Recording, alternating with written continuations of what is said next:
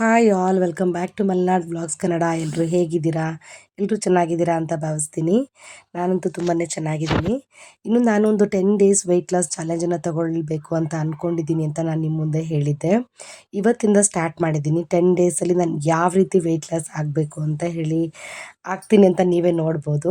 So ಇದು ನನ್ನ weight loss journey start ಮಾಡೋದಕ್ಕಿಂತ ಮೊದಲನೇ ದಿನ ಆಯಿತಾ. ಫಸ್ಟಿಗೆ ಅಂದರೆ ನಾನು ವೆಯ್ಟ್ ಲಾಸಲ್ಲಿ ಸ್ಟಾರ್ಟ್ ಮಾಡಿ ತುಂಬಾ ದಿನ ಆಯಿತು.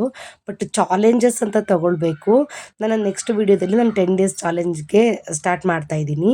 ಸೊ ಇವತ್ತು ನನ್ನ ಬೆಳಗ್ಗೆಯ ಮಾರ್ನಿಂಗ್ ಡ್ರಿಂಕ್ ಅಂತ ಅಂದರೆ ನಾನು ಒಂದು ಲೋಟ ಬಿಸಿ ನೀರಿಗೆ ಒಂದು ಚಮಚದಷ್ಟು ಸಬ್ಜಾ ಸೀಡ್ಸ್ ಹಾಕ್ಬಿಟ್ಟು ಲೆಮನ್ ಹಾಕ್ಕೊಂಡು ಕುಡ್ದಿದ್ದೀನಿ.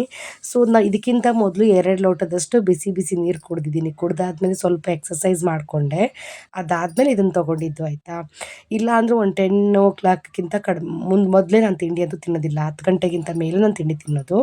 ತಿಂಡಿಗೆ ಅಂತ ಹೇಳಿ ವಾಂಗಿಬಾತ್ ಮಾಡ್ಕೊತಾ ಇದ್ದೆ ಮಕ್ಕಳಿಗೆ ಅಂತ ಹೇಳಿ. ವಾಂಗಿಬಾತಿನ ಗೊಜ್ಜುನೂ ಸ್ವಲ್ಪ ಎತ್ತಿಟ್ಕೊಂಡೆ ನನಗೇನಾದರೂ ಮಾಡ್ಕೊಳ್ಳೋಣ ಅಂಥೇಳಿ. ನನ್ನ ಮಗನಿಗೆ ವಾಂಗಿಬಾತ್ ಅಂದರೆ ತುಂಬ ಇಷ್ಟ ಆಗುತ್ತೆ. ಅವನಿಗೆ ಬಾಕ್ಸಿಗೆಲ್ಲ ಹಾಕಿ ಅವನ್ನ ಸ್ಕೂಲಿಗೆ ಕಳಿಸಿ ಆದ ನಂತರ ನನಗೆ ಅಂತ ಎಲ್ಲ ವೆಜಿಟೇಬಲ್ಸ್ನೂ ಹಾಕಿಬಿಟ್ಟು ಸ್ವಲ್ಪ ಉಪ್ಪಿಟ್ಟು ಮಾಡ್ಕೊಳ್ಳೋಣ ಅಂತ ಮಾಡ್ಕೊತಾ ಇದ್ದೀನಿ. ಯೂಶ್ವಲಿ ನಮ್ಮ ಮನೇಲಿ ಉಪ್ಪಿಟ್ಟು ಯಾರಿಗೂ ಇಷ್ಟ ಆಗೋಲ್ಲ, ಬಟ್ ನನಗಿದು ಫೇವ್ರೆಟ್ ಆಯಿತಾ. ಅದಕ್ಕೆ ಎಲ್ಲ ವೆಜಿಟೇಬಲ್ಸು ಹಾಕ್ಕೊಂಡ್ಬಿಟ್ಟು ಉಪ್ಪಿಟ್ಟು ಮಾಡ್ಕೊತಾ ಇದ್ದೀನಿ. ಅದಕ್ಕೆ ಸ್ವಲ್ಪ ಹೂಕೋಸೆಲ್ಲ ಇತ್ತು, ಕಟ್ ಮಾಡಿಕೊಂಡೆ. ಹಾಗೆ ಕ್ಯಾರೆಟು ಕೂಡ ಇತ್ತು. ಇನ್ನು ಬೇರೆ ಬೇರೆ ತರಕಾರಿಗಳಿಂದ ಅಷ್ಟೊಂದು ಹಾಕೋಕ್ಕೆ ಹೋಗಲಿಲ್ಲ ನಾನು. ಒಂದು ಚಿಕ್ಕ ಲೋಟದಲ್ಲಿ 2 ಲೋಟ ಒಂದೇ ಲೋಟ ರವೆ ಹಾಕ್ಕೊಂಡು ಮಾಡ್ಕೊಂಡಿದ್ದು. ಸ್ವಲ್ಪ ಹಸಿರು ಬಟಾಣಿ ಇತ್ತು, ಅದನ್ನು ಕೂಡ ಹಾಕ್ಕೊಂಡೆ. ಉಪ್ಪಿಟ್ಟು ಚೆನ್ನಾಗಿ ಬಂದಿತ್ತು. ಬಟ್ ಈ ಥರ ಜಾಸ್ತಿ ವೆಜಿಟೇಬಲ್ಸ್ ಹಾಕೋದ್ರಿಂದ ನಮಗೆ ನಮ್ಮ ಬಾಡಿಗೆ ವೆಜಿಟೇಬಲ್ಸ್ನ ಜಾಸ್ತಿ ತೊಗೊಂಡಂಗೆ ಆಗುತ್ತೆ. ನಾವು ಆದಷ್ಟು ಈ 10 ಡೇಸ್ ಚಾಲೆಂಜ್ ಹೇಗಿರಬೇಕು ಅಂತಂದರೆ ಕಂಪ್ಲೀಟ್ ಅಂತ ಅಂದರೆ ಈ ಕಾರ್ಬೋಹೈಡ್ರೇಟನ್ನು ಒಂದು 90% ತೆಗೆದುಬಿಟ್ಟು ಮಾಡ್ಕೊಳ್ಳೋಣ ಅಂತ ಅಂದ್ಕೊಂಡಿದ್ದೀನಿ ಆಯಿತಾ. ಈ ವಾಂಗಿಬಾತ್ ಮಾಡೋವಾಗ ಗೊಜ್ಜೆತ್ತಿಟ್ಟಿದ್ನಲ್ಲ ಅದನ್ನು ಕೂಡ ಇದಕ್ಕೆ ಆ್ಯಡ್ ಮಾಡಿಕೊಂಡು ನಾನು ಉಪ್ಪಿಟ್ಟು ಮಾಡಿಕೊಂಡೆ. ಉಪ್ಪಿಟ್ಟು ತುಂಬಾ ಚೆನ್ನಾಗಿತ್ತು. ಬಟ್ ಈ ಥರ ಒಂದು ಸಲ ಟ್ರೈ ಮಾಡಿ ನೋಡಿ, ನಿಮಗೆ ಗೊತ್ತಾಗುತ್ತೆ. ತುಂಬ ಚೆನ್ನಾಗಿರುತ್ತೆ. ಹೆಲ್ದಿ ಫುಡ್ಡು ಕೂಡ ನಮಗೆ ಬ್ಯಾಲೆನ್ಸ್ಡ್ ಮೀಲ್ ಕೂಡ ಆಗಿರುತ್ತೆ ಇದು. ಇನ್ನು ವೆಯ್ಟ್ ಲಾಸಲ್ಲಿ ಇನ್ನು 10 ಡೇಸ್ ಹೇಗಿರಬೇಕು ಅಂತ ಅಂದರೆ ನಮಗೆ ಕಾರ್ಬೋಹೈಡ್ರೇಟಿಂದ ಮುಕ್ತಿ ಪಡೆದಿರಬೇಕು ನಾವು. ಆ ರೀತಿ ಅಂದರೆ ಗ್ರೀನ್ ವೆಜಿಟೇಬಲ್ಸ್ ಆಗಿರ್ಬೋದು, ಜ್ಯೂಸ್ ಆಗಿರ್ಬೋದು, ಅದನ್ನೆಲ್ಲದನ್ನೂ ಸೇರಿಸ್ಕೊಂಡು ಒಂದು ಹೆಲ್ದಿಯಾಗಿ ಒಂದು 10 ಡೇಸಲ್ಲಿ ಇಂತಿಷ್ಟು ವೆಯ್ಟ್ ಕಡಿಮೆ ಆಗಲೇಬೇಕು ಅನ್ನೋ ಒಂದು ಚಾಲೆಂಜ್ನ ಇಟ್ಕೊಂಡು ಮಾಡ್ಕೋಬೇಕು ಅಂತ ಅಂದ್ಕೊಂಡಿದ್ದೀನಿ. ಬಿಕಾಸ್ ನಾನಿದೊಂದು 2 ಮಂತ್ಸಿಂದ ಯಾವುದೇ ರೀತಿ ವೆಯ್ಟ್ ಲಾಸ್ ಮಾಡದೇ ಇರೋ ಕಾರಣ ಸ್ವಲ್ಪ ಜಾಸ್ತಿನೇ ವೆಯ್ಟ್ ಆಗಿದ್ದೀನಿ. ನನ್ನ ನೆಕ್ಸ್ಟ್ ವೀಡಿಯೋದಲ್ಲಿ ನಾನು ವೆಯ್ಟ್ನ ಕೂಡ ರಿವ್ಯೂ ಮಾಡ್ತೀನಿ ನಿಮಗೆ. ಇಷ್ಟೊಂದು ವೆಯ್ಟ್ ಆಗಿದ್ದೀರಾ ಅಂತ ನೀವೇ ಹೇಳ್ತೀರಾ. ನಿಜವಾಗ್ಲೂ ಅಷ್ಟೊಂದು ವೆಯ್ಟ್ ಆಗಿದ್ದೀನಿ ನಾನು ಇವಾಗ. ಮೊದಲಿಗಿಂತ ಜಾಸ್ತಿ ಆಗಿದ್ದೀನಿ ಅಂತ ನನ್ನ ಫೀಲ್ ಅನಿಸುತ್ತೆ. ಬಟ್ ನೋಡಿದವರೆಲ್ಲರೂ ಇಲ್ಲ ನೀವು ಸಣ್ಣ ಆಗಿದ್ದೀರಾ ಅಂತಲೇ ಹೇಳ್ತಾರೆ. ನೀವು ದಪ್ಪ ಆಗಿದ್ದೀರಾ ಅಂತ ಒಬ್ಬರು ಕೂಡ ಹೇಳೋದೇ ಇಲ್ಲ. ಅಂದರೆ ಕೆಲವೊಂದೊಂದು ಡ್ರೆಸ್ಸಲ್ಲಿ ಸ್ವಲ್ಪ ಜಾಸ್ತಿನೇ ದಪ್ಪ ಕಾಣಿಸ್ತೀನಿ. ಬಟ್ ಓವರಾಲ್ ಎಲ್ಲ ಡ್ರೆಸ್ಸಲ್ಲೂ ಸಾಮಾನ್ಯವಾಗಿ ಸೇಮ್ ಅಂತೂ ಇರೋದಿಲ್ಲ ಅಲ್ವಾ. ಹಾಗೆ ಇನ್ನು ನಾನು ಬೆಳಗ್ಗೆ ತಿಂಡಿ ತಿನ್ಬೇಕಾದ್ರೆ 10:30ಇಂದ 11 ಗಂಟೆ ಆಗುತ್ತೆ. ಕೆಲವೊಂದೊಂದು ಸಲ ನಾನು ತಿಂಡಿನ ಸ್ಕಿಪ್ಪೇ ಮಾಡಿಬಿಟ್ಟಿರ್ತೀನಿ. 12 ಗಂಟೆ ಹಾಗೆಲ್ಲ ಆಗಿರುತ್ತೆ ಮನೇಲಿ ಕೆಲಸ ಎಲ್ಲ ಆಗೋದ್ರೊಳಗೆ. ಇವತ್ತು ಮಧ್ಯಾಹ್ನದ ಅಡುಗೆಗೆ ಅಂತ ಹೇಳಿ ಬಿರಿಯಾನಿ ಮಾಡ್ತಾಯಿದ್ದೀನಿ. ಇನ್ನೇನು 10 ಡೇಸ್ ವೆಯ್ಟ್ ಲಾಸ್ ಚಾಲೆಂಜ್ ತಗೊಂಡೆ ಅಂದರೆ ಬಿರಿಯಾನಿಯಿಂದ ಸ್ಕಿಪ್ ಮಾಡಬೇಕಾಗುತ್ತೆ.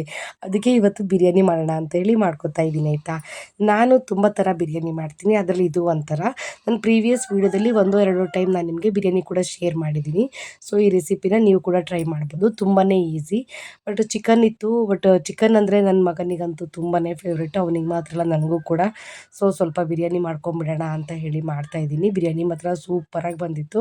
ಅವನು ಹೇಳ್ದ ನನ್ನ ಮಗ ಯಾವಾಗಲೂ ಅಮ್ಮ ಗ್ರೀನ್ ಮಸಾಲ ಹಾಕಿ ಮಾಡ್ತೀಯ, ಇವತ್ತು ರೆಡ್ ಮಸಾಲ ಹಾಕಿ ಮಾಡು, ರೆಡ್ ಕಲರ್ ಬಿರಿಯಾನಿ ಮಾಡು ಅಂತ. ಅದೇ ಥರನೇ ಮಾಡಿದೆ. ಬಟ್ ಬಿರಿಯಾನಿ ಆದಮೇಲೆ ನನಗೆ ವಿಡಿಯೋ ಮಾಡ್ಕೊಳ್ಳೋಕ್ಕೆ ನೆನಪಾಗಲಿಲ್ಲ. ಮೊಬೈಲ್ನ ಚಾರ್ಜಿಗೆ ಹಾಕಿಟ್ಟಿದ್ದೆ. ಬಟ್ ತುಂಬ ಹಸಿವಾಗಿತ್ತು, ಊಟ ಮಾಡ್ಕೊಂಬಿಟ್ವಿ, ವಿಡಿಯೋ ಮಾಡ್ಕೊಳ್ಳೋಕ್ಕಾಗಲೇ ಇಲ್ಲ. ಬಟ್ ಬಿರಿಯಾನಿ ಮಾಡೋ ಮೆಥಡನ್ನು ಮಾತ್ರ ತೋರಿಸಿದ್ದೀನಿ. ಬಟ್ ಬಿರಿಯಾನಿ ತುಂಬಾ ಚೆನ್ನಾಗಿ ಬಂದಿತ್ತು. ಕನ್ಸಿಸ್ಟೆನ್ಸಿ ಕೂಡ ಕರೆಕ್ಟಾಗಿತ್ತು. ಮಧ್ಯಾಹ್ನ ಬಿರಿಯಾನಿ ತಿಂದಿದ್ದೀನಲ್ಲ ಹೆವಿಯಾಗಿ ಅಂತ ಹೇಳಿ ನಾನು ಸಂಜೆ ಕೂಡ ತುಂಬ ಲೈಟ್ ಫುಡ್ ತೊಗೊಂಡೆ. ಅದೇನು ಅಂತ ಹೇಳಿ ನಾನು ನಿಮಗೆ ಲಾಸ್ಟಲ್ಲಿ ತೋರಿಸ್ತೀನಿ. ಮತ್ತು ವೆಯ್ಟ್ ಲಾಸ್ ಮಾಡುವಾಗ ಕೆಲವೊಂದೊಂದು ಟಿಪ್ಸ್ ಕೂಡ ಹೇಳಿದ್ದೀನಿ. ಏನಂದರೆ ನಾವು ಕೆಲವೊಂದೊಂದು ಪೌಡರ್ಗಳನ್ನು ಮನೇಲಿ ರೆಡಿ ಮಾಡ್ಕೊಳ್ಬೇಕಾಗತ್ತೆ. ಮತ್ತು ಇನ್ನು ವೆಜಿಟೇಬಲ್ಸ್ನೂ ಅಷ್ಟೇ, ಸಾರ್ಟೆಡ್ ವೆಜಿಟೇಬಲ್ಸ್ ಅಂತ ಹೇಳ್ತಾರಲ್ಲ, ನನ್ನ ಎಲ್ಲ ರೆಸಿಪಿಗಳನ್ನು ಕೂಡ ನಾನು 10 ಡೇಸ್ ವೆಯ್ಟ್ ಲಾಸ್ ಚಾಲೆಂಜಲ್ಲಿ ನಾನು ನಿಮಗೆ ತೋರಿಸ್ತಾ ಹೋಗ್ತೀನಿ. ತುಂಬಾ ಚೆನ್ನಾಗಿರುತ್ತೆ, ನೀವು ಕೂಡ ಟ್ರೈ ಮಾಡಿ ವೆಯ್ಟ್ ಲಾಸ್ ಆಗೋಣ. ಓಕೆ.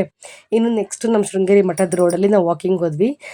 ಒಂದು ಸಂಜೆ ಒಂದು 5 ಗಂಟೆ ಆ ಟೈಮಲ್ಲಿ ವಾಕಿಂಗೆಲ್ಲ ಇಲ್ಲ ಅಂದರೂ 1 ಅವರ್ ವಾಕಿಂಗ್ ಮಾಡಿದ್ದೀವಿ. ವಾಕಿಂಗೆಲ್ಲ ಮುಗಿಸ್ಕೊಂಡು ಮನೆಗೆ ಬಂದಾದಮೇಲೆ ನಾನು ಹೇಳಿದ್ನಲ್ಲ ಆ ಪೌಡ್ರನ್ನ ರೆಡಿ ಮಾಡ್ಕೊತಾ ಇದ್ದೀನಿ. ಆ ಪೌಡರ್ ಏನಪ್ಪ ಅಂತಂದರೆ ಫ್ಲ್ಯಾಕ್ಸ್ ಸೀಡ್ಸ್ನ ಈ ಥರ ನೀಟಾಗಿ ಹುರಿಬೇಕು. ಅದಕ್ಕೆ ಆಯಿಲ್ ಆಗಲಿ ಏನೂ ಕೂಡ ಹಾಕಬಾರ್ದು. ಕೆಲವರು ತುಪ್ಪ ಎಲ್ಲ ಹಾಕಬೇಕು ಅಂತಾರೆ, ಬಟ್ ನನಗದು ಇಷ್ಟ ಆಗೋದಿಲ್ಲ. ಲಾಸ್ಟ್ ಟೈಮ್ ಮಾಡಿಟ್ಟಿದ್ದೆ ಬಟ್ ಚೆನ್ನಾಗಿರಲಿಲ್ಲ. ಈ ಥರ ಡ್ರೈ ರೋಸ್ಟ್ ಮಾಡಿಟ್ಕೊಂಡು ಅದನ್ನು ತಣ್ಣಗಾಗಕ್ಕೆ ಬಿಡಬೇಕು. ಅದು ತಣ್ಣಗಾದ ನಂತರ ಅದನ್ನು ಒಂದು ಮಿಕ್ಸಿ ಜಾರ್ಗೆ ಹಾಕಿಬಿಟ್ಟು ಪೌಡರ್ ಮಾಡಿ ಫೈನ್ ಪೌಡರ್ ಮಾಡಿ ಇಟ್ಕೊಂಡ್ಬಿಟ್ರೆ ನಾವು ಅದನ್ನು ಯಾವ ರೀತಿ ಬೇಕಾದರೂ ಯೂಸ್ ಮಾಡ್ಕೋಬೋದು. ಯಾವುದಾದ್ರೂ ಒಂದು ಪಲ್ಯಗಳನ್ನ ಮಾಡಿದಾಗ ಅಥವಾ ಸಾಟೆಡ್ ವೆಜಿಟೇಬಲ್ಸ್ ಮಾಡಿದಾಗ ಅದ್ರ ಮೇಲ್ಗಡೆ ಹಾಕ್ಕೊಳ್ಳೋದಾಗಿರ್ಬೋದು.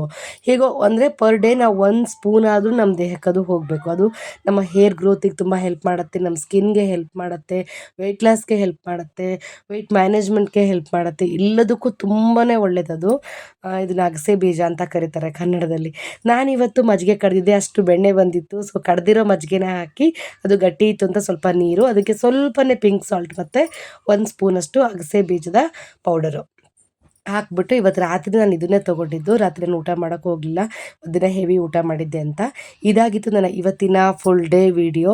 ಐ ಹೋಪ್ ಈ ವಿಡಿಯೋ ನಿಮಗೆಲ್ರಿಗೂ ಇಷ್ಟ ಆಗಿದೆ ಅಂತ ಅನ್ಕೋತೀನಿ. ಪ್ಲೀಸ್ ಈ ವಿಡಿಯೋನಿಂದ ಯಾರಾದರೂ ಮೊದಲನೇ ಸಲ ನೋಡ್ತಾ ಇದ್ದರೆ ಪ್ಲೀಸ್ ಸಬ್ಸ್ಕ್ರೈಬ್ ಮಾಡ್ಕೊಂಡು ನೋಡಿ, ಹಾಗೆ ಲೈಕ್ ಮಾಡಿ, ಶೇರ್ ಮಾಡಿ, ನಿಮ್ಮ ಅನಿಸಿಕೆ ಅಭಿಪ್ರಾಯಗಳನ್ನು ಕಮೆಂಟ್ ಕೂಡ ಮಾಡಿ ತಿಳಿಸಿ.